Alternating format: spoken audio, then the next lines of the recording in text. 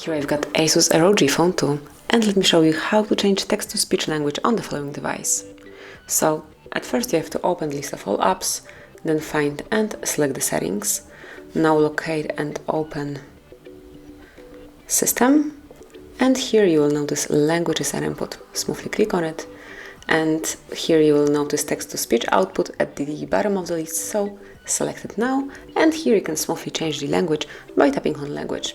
And you can either use system language or you can pick one from the following list. So as you can see here, you've got all of the languages that you can apply, and let me pick Arabic, for example, and that's it. As you can see, it has been changed. Then you can pick another again, and this is it. For some languages you can change the speech rate and also pitch, just like that, by using the scale, but for some of them it's blocked, so it's definitely blocked for Arabic, but still you can customize it for particular languages. And this is it. Then if you would like to go back to the system language, you just click on Language and click Use System Language, and that's it.